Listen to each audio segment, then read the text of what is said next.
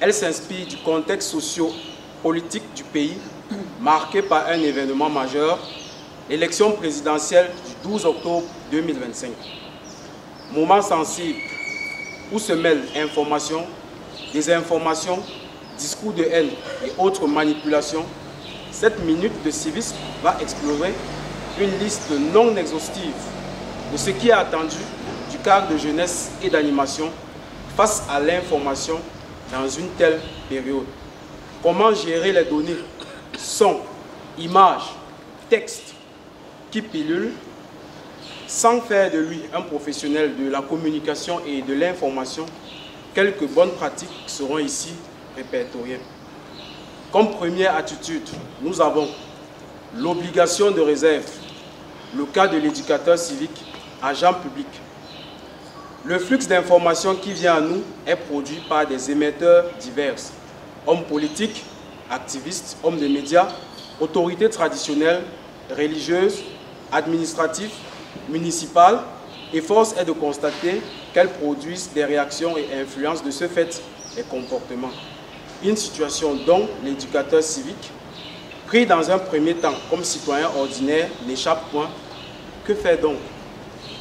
De prime abord, l'éducateur civique, pris sous le prisme d'un agent de l'État, est assujetti au statut général de la fonction publique.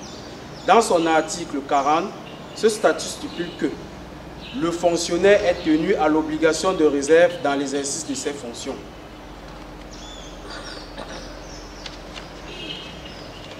Le même article poursuit en précisant que l'obligation de réserve consiste pour le fonctionnaire à s'abstenir d'exprimer publiquement ses opinions politiques, philosophiques, religieuses ou syndicales, ou de servir en fonction de celles-ci. Précisons que cette prescription n'est pas une aliénation des droits civiques. C'est tout simplement une invitation à plus de retenue, de distance face à des situations qui nécessitent une analyse, un esprit critique. Ensuite, en second lieu, nous retenons quelques missions assignées à l'éducateur civique, notamment l'éducation et la facilitation. Au cours du webinaire organisé le jeudi 24 avril 2025 par le MINJEC autour de l'utilisation responsable des réseaux sociaux, le partenaire EducMedia relevait déjà la nécessité d'une éducation à l'information et aux médias. Elle permettait de faire du citoyen un individu responsable qui sait faire bon usage des nouvelles technologies de l'information et de la communication, mais aussi mandatait celui-ci de deux missions distinctes. Première mission, s'informer et donner la bonne information. À ce niveau, nous parlons de l'éducateur civique ordinaire qui renvoie à tout citoyen investi de par sa profession, sa spécialité ou son expertise, se retrouve à exercer comme éducateur, modélant les consciences et les comportements dans le secteur jeunesse et porter sur les questions d'ordre social et d'intérêt général. Pour un tel citoyen, le partenaire EducMedia recommande de prêcher par le bon exemple, en allant vers la bonne information, afin de la relayer dans les familles et autres communautés. C'est dans cette logique qu'il doit être en quête permanente de la bonne information. Il sait la reconnaître et la distingue des fake news. Pour ce faire, il a des compétences pour identifier la forme, le style, le caractère formel des informations reçues, ainsi que les sources y afférentes. C'est à la suite de ce processus que l'éducateur civique peut partager l'information en cas de besoin, notamment dans l'optique d'éduquer, faciliter et orienter. Il est donc conseillé de prendre du temps, analyser, cliquer avant de partager si nécessaire. Prochaine mission, sensibiliser et promouvoir la paix, la tolérance et le dialogue. Les opérations de sensibilisation relatives à la promotion du dialogue et de la tolérance prennent ici tout leur sens. Au MINJEC, par exemple, les actions menées sont légion.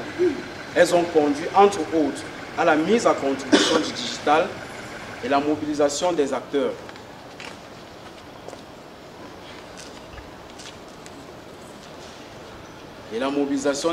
De l'écosystème d'encadrement des jeunes par le biais du CNJC, du CONEP, des médiateurs communautaires et autres e-patriotes.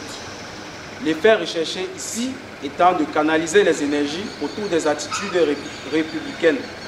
En quelques mots, il s'agit d'un appel au respect d'opinion, au dialogue collectif et constructif, à la responsabilité individuelle et collective en vue de la promotion de la paix et de la cohésion sociale. Ceci étant, l'éducateur civique doit pouvoir incarner toutes ces valeurs au quotidien, puisque faisant partie intégrante de ce vaste mouvement. Plus qu'un exercice, c'est un devoir pour ce dernier d'y apporter sa contribution. Et enfin, pour boucler ce listing des astuces, nous parlerons de la mobilisation autour du respect des valeurs et des lois. Le flux d'informations dans les réseaux sociaux en particulier entraîne avec eux plusieurs dérives, à l'exemple des piratages des données personnelles. Pour y remédier, il convient de se protéger et de protéger les autres. Première astuce pour se protéger sur l'espace public, notamment les réseaux sociaux. Protéger sa vie et son identité. L'identité ici étant prise sous deux formes selon le partenaire Educmedia une fois de plus. La première, physique, est relative à chaque individu dans le réel, tandis que l'identité numérique relève des données que chaque explorateur laisse dans les réseaux sociaux et autres plateformes visitées. Pour une utilisation rationnelle de ces pages, il est une fois de plus conseillé de naviguer sur les pages et réseaux sociaux à caractère socio-professionnel, académique et donc essentiellement utile. Question de réduire, voire filtrer au maximum les informations qui circulent. Éviter de se prononcer à chaque fois sur tous les sujets, de peur de se tromper et d'entraîner ceux qui nous suivent. L'éducateur civique n'ayant pas l'exclusivité de la science infuse. Dernière astuce, la participation à l'implémentation du PRONEC REAMOS. Le MINJEC, à travers le PRONEC REAMOS, promeut la culture des valeurs patriotiques, civiques, entrepreneuriales et culturelles. Au cours de l'année 2025, il a signé plusieurs conventions avec les partenaires distincts, le cas des chefs traditionnels et dignitaires religieux entre autres, pour refaire de ces milieux associatifs et culturels des véritables socles de valeurs communautaires. L'éducateur civique, où qu'il soit, doit pouvoir identifier, doit pouvoir intensifier et perpétrer de telles actions. Elles permettent la mobilisation de toutes les forces vives autour des idéaux qui participent à la construction d'un état de droit, via le respect des règles électorales, le respect de l'opinion des autres, la loyauté envers les institutions et les autorités qui les incarnent, ainsi que la bonne gouvernance.